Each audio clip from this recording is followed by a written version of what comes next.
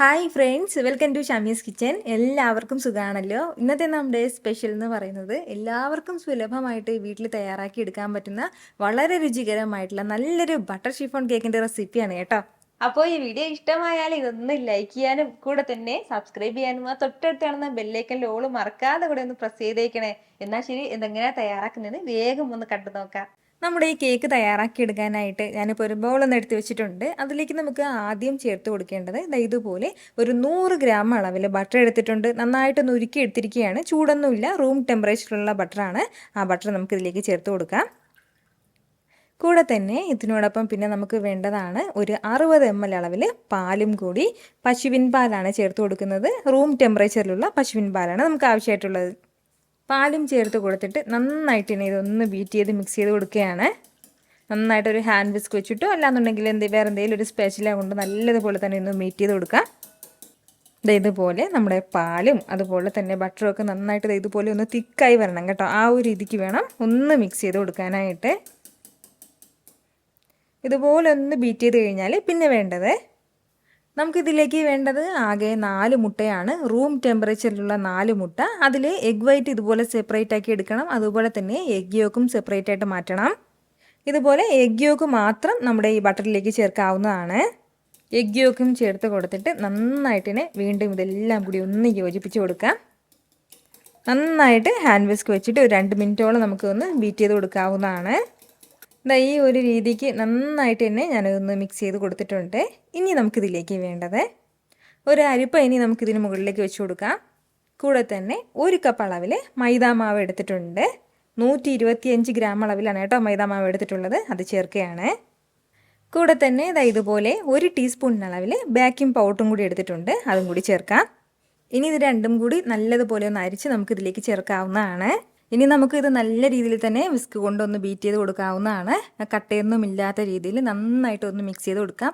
അപ്പോൾ ഇതിന് നല്ല കട്ടിയായിട്ടുള്ള ഒരു ബാറ്റർ ആയിരിക്കും കേട്ടോ നമുക്കിത് കിട്ടുന്നത്. ഫസ്റ്റ് ഇതുപോലെ കട്ടിയൊന്നും ഇല്ലാത്ത രീതിയിൽ നന്നായിട്ട് ഇങ്ങനെ ഒന്ന് ബീറ്റ് ചെയ്ത് കൊടുക്കണം. ഈ ഒരു സ്റ്റേജ് ആകുമ്പോഴത്തേക്കും ഇതിലേക്ക് നമുക്ക് ഒരു 1/4 കപ്പിന്നും അതിൻ്റെ പകുതി അളവിലും മാത്രം 1/4 കപ്പ് വെള്ളം എടുത്തിട്ട് അതിൻ്റെ പകുതി അളവിലും മാത്രം കുറച്ചും കൂടി പാൽ കൂടി ചേർത്തിട്ട് നന്നായിട്ടൊന്ന് വീണ്ടും ഒന്ന് ഇതൊന്ന് ബീറ്റ് ചെയ്ത് കൊടുക്കാം. അപ്പോൾ നല്ല രീതിയിൽ ഒന്ന് മിക്സ് ചെയ്ത് കൊടുക്കുമ്പോഴത്തേക്കും നമുക്ക് ഈ ഒരു കൺസിസ്റ്റൻസിയിൽ കിട്ടും കേട്ടോ. ഇതുപോലെ ഈ ഒരു രീതിക്ക് കിട്ടും കേട്ടോ. ഇതുപോലെ ഒരു റിബൺ കൺസിസ്റ്റൻസിയിൽ കിട്ടും. ഇത്രയും ആയി കഴിഞ്ഞാൽ പിന്നെ നമുക്ക് ഇതൊന്ന് മാറ്റി വെച്ചിട്ട് അടുത്ത് വേണ്ടതാണ് ഇവിടെ ഒരു 4 എഗ് വൈറ്റ് മാത്രം ഒന്ന് സെപ്പറേറ്റ് ആക്കി എടുത്തില്ലേ, അതൊരു ബൗളിലേക്ക് ചേർത്ത് കൊടുക്കാവുന്നതാണ്. ഇനി നമുക്കിതൊരു ബീറ്റർ കൊണ്ട് നല്ലതുപോലെ തന്നെ ഒന്ന് ബീറ്റ് ചെയ്തെടുക്കാം. ഹൈ സ്പീഡിലിട്ട് തന്നെ ഒന്ന് ബീറ്റ് ചെയ്തെടുക്കാവുന്നതാണ്. എഗ് വൈറ്റ് മാത്രമായിട്ട് നമ്മൾ ഇതുപോലെ ബീറ്റ് ചെയ്തെടുക്കുന്ന സമയത്ത് നമുക്ക് നല്ല ഫ്ലഫി ആയിട്ട് കിട്ടും.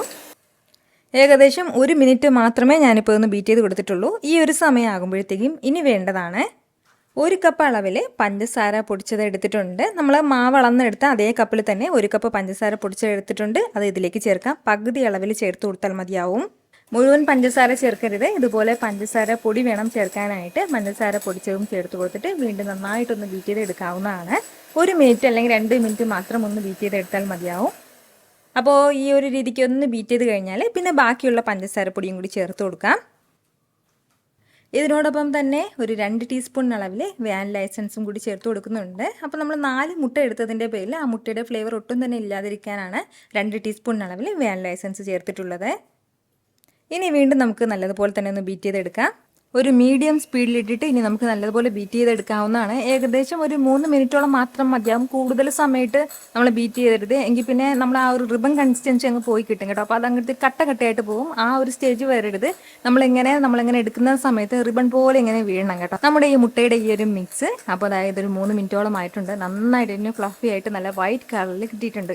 അപ്പോൾ ഈ ഒരു സ്റ്റേജ് ആകുമ്പോഴത്തേക്കും ഇനി നമ്മൾ നേരത്തെ മിക്സ് ചെയ്ത് നമ്മൾ മാറ്റി വെച്ചിരിക്കുന്ന നമ്മുടെ ബാറ്റർ ഇതിലേക്ക് കുറച്ചായിട്ട് വളരെ കുറച്ചായിട്ട് വേണം ചേർക്കാനായിട്ട്. എല്ലാം കൂടി ഒരുമിച്ച് ചേർക്കരുത്.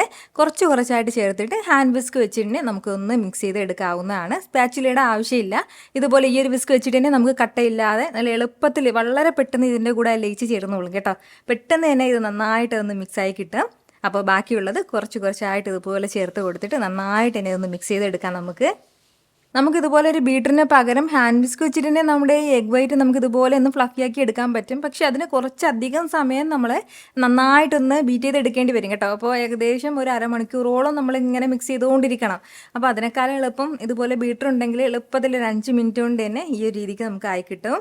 നല്ല സ്മൂത്തായിട്ട് തന്നെ നമ്മുടെ ബാറ്റർ ഇവിടെ റെഡി ആയിട്ടുണ്ട്. ഇത്രയും ആയി കഴിഞ്ഞാൽ ഇനി നമുക്കിത് സെറ്റ് ചെയ്യേണ്ട ഒരു ട്രേയിലേക്ക് മാറ്റാവുന്നതാണ്. ഞാനിപ്പോൾ ഇതുപോലൊരു ട്രേ ആണ് കേട്ടോ എടുത്തിട്ടുള്ളത്. ഇതിൻ്റെ അടിഭാഗത്തായിട്ട് ഞാനിപ്പോൾ ഒരു ബട്ടർ പേപ്പറും കൂടി വെച്ച് കൊടുത്തിട്ടുണ്ട്. സൈഡിലൊക്കെ ബട്ടർ പേപ്പർ വെക്കണം എന്നുണ്ടെങ്കിൽ അങ്ങനെ വെക്കാവുന്നതാണ്.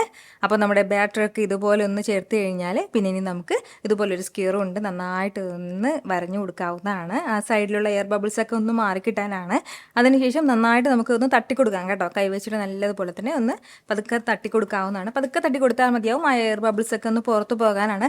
അതല്ലാന്നുണ്ടെങ്കിൽ നമ്മുടെ കേക്ക് ബേക്കായി കഴിയുമ്പോഴത്തേക്കും അതിനുള്ളിൽ വലിയ വലിയ ഹോൾസൊക്കെ ഇങ്ങനെ ഉണ്ടാവും കേട്ടോ. അപ്പോൾ അതിൻ്റെ പേരിലാണ്. ഈ ഒരു രീതിക്ക് സെറ്റായി കഴിഞ്ഞാൽ ഇനി നമുക്ക് ഇതൊന്ന് ബേക്ക് ചെയ്യാൻ വേണ്ടി വെക്കാം. അപ്പോൾ ഞാനിപ്പോൾ വെക്കുന്നത് ഇതുപോലെ വലിയൊരു കടായിലേക്കാണ് ബേക്ക് ചെയ്യാൻ വേണ്ടി വെക്കുന്നത്. ഏകദേശം ഒരു 5 മിനിറ്റോളം ഹൈ ഫ്ലെയിമിലിട്ട് നമ്മുടെ ഈ കടായി നന്നായിട്ടൊന്ന് ചൂടാക്കി എടുക്കണം. അതിനുശേഷം വേണം നമ്മുടെ ഈ കേക്ക് ടിൻ ഇതിലേക്ക് വെക്കാനായിട്ട്. ഏകദേശം ഒരു 30 മിനിറ്റ് മുതൽ 45 മിനിറ്റ് വരെ നമുക്കിതൊന്ന് ബേക്ക് ആവാൻ വേണ്ടിയിട്ട് അടച്ചു വെക്കാവുന്നതാണ്. ഇതിപ്പോൾ ഏകദേശം ഒരു 20 മിനിറ്റോളം ആയിട്ടുണ്ട്. ഒരു 1/4 ഭാഗത്തോളം വെന്തിട്ടുണ്ട്. ഒരല്പം കൂടി ഇതൊന്ന് വെന്ത് കിട്ടാനായിട്ടുണ്ട്. അപ്പോൾ ഞാനിപ്പോൾ ഒരു 15 മിനിറ്റും കൂടി ഒന്ന് വെക്കുകയാണ്.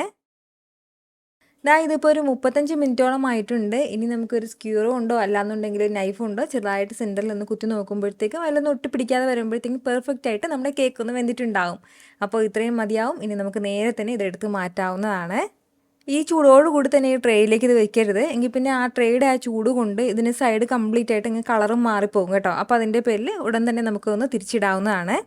ഇതൊന്ന് തണുത്ത് കഴിഞ്ഞാൽ നമ്മുടെ ബട്ടർ കേക്ക് സൂപ്പറായിട്ട് റെഡി ആയിട്ടുണ്ടാകും കേട്ടോ. ഇനി നമുക്ക് ആ സൈഡൊക്കെ വേണമെന്നുണ്ടെങ്കിൽ ഒന്ന് കട്ട് ചെയ്ത് മാറ്റാം. ഞാനിപ്പോൾ ഈ സൈഡൊക്കെ ഒന്ന് കട്ട് ചെയ്ത് എടുക്കുകയാണ്. ഇനി ഇതിന് മുകളിലേക്ക് നമുക്ക് ഡെക്കറേഷന് വേണ്ടിയിട്ട് ബട്ടർ ക്രീം വെക്കാവുന്നതാണ്. അപ്പോൾ കഴിഞ്ഞ വീഡിയോ റെസിപ്പി ഞാൻ ചെയ്തിട്ടുണ്ടായിരുന്നു ഈ ബട്ടർ ക്രീം എങ്ങനെയാണ് തയ്യാറാക്കുന്നതെന്ന്. വീട്ടിൽ തന്നെ ഈസി ആയിട്ട് വിപ്പിംഗ് ക്രീമോ അങ്ങനെയൊന്നും ഇല്ലാതെ തന്നെ എളുപ്പത്തിൽ തയ്യാറാക്കി എടുക്കാൻ പറ്റുന്നതാണ്. ഇതുവരെ നിങ്ങൾ അത് കണ്ടിട്ടില്ല എന്നുണ്ടെങ്കിൽ ഉറപ്പായിട്ടൊന്ന് കണ്ടു നോക്കിയേക്കണം. അതിൻ്റെ ലിങ്ക് വന്നിട്ട് ഡിസ്ക്രിപ്ഷൻ ബോക്സിലും ഞാൻ പിൻഡ് കമൻറ്റായിട്ടും കൊടുത്തിരിക്കാം. വളരെ സോഫ്റ്റ് ആയിട്ടുള്ള വളരെ രുചികരമായിട്ടുള്ള നല്ലൊരു ബട്ടർ ഷിഫോൺ കേക്കാണ് കേട്ടോ. ഈസി ആയിട്ട് നമുക്ക് ഇതുപോലെ വീട്ടിൽ തയ്യാറാക്കി എടുക്കാവുന്നതാണ്. 3-4 ദിവസം വരെ നമുക്ക് ഫ്രിഡ്ജിൽ ഇത് സ്റ്റോർ ചെയ്യാനും പറ്റുന്നതാണ്. ട്രൈ ചെയ്ത് നോക്കുന്നവരൊക്കെ മറക്കാതെ നിങ്ങളുടെ ഫീഡ്ബാക്ക് ഒന്ന് അറിയിച്ചേക്കണം. കാരണം നിങ്ങളുടെ ഫീഡ്ബാക്ക് കാണുമ്പോഴായിരിക്കും അത് മറ്റുള്ളവർക്കും തയ്യാറാക്കി നോക്കണം എന്നുള്ളൊരു പ്രചോദനം ഉണ്ടാകുന്നത്. എത്ര എളുപ്പത്തിലും രുചികരമായിട്ടാണല്ലേ നമ്മൾ തയ്യാറാക്കി എടുത്തിട്ടുള്ളത്. അപ്പോൾ ഇത് ഇഷ്ടമായാൽ ഇതൊന്ന് ലൈക്ക് ചെയ്യാനും കൂടെ തന്നെ നിങ്ങളുടെ ഫ്രണ്ട്സിനും ഫാമിലിക്കും എല്ലാവർക്കും ഇതൊന്ന് ഷെയർ കൂടി ചെയ്ത് കൊടുത്തേക്കണം. ഇതുപോലുള്ള റെസിപ്പിക്ക് വേണ്ടിയിട്ട് നമ്മുടെ ഷാമീസ് കിച്ചൻ ചാനൽ ഫോളോ ചെയ്യാനും സബ്സ്ക്രൈബ് ചെയ്യാനൊന്നും ആരും മറക്കരുത്. വീണ്ടും നല്ലൊരു ഷാർ വീഡിയോ ആയിട്ട് നാളെ കാണാം. അതുവരേക്കും എല്ലാവരും ഹാപ്പി ആയിട്ടിരിക്കുക, സന്തോഷമായിട്ടിരിക്കുക, എല്ലാവരും സേഫ് ആയിട്ടിരിക്കണം. Take care friends. ടാറ്റാ.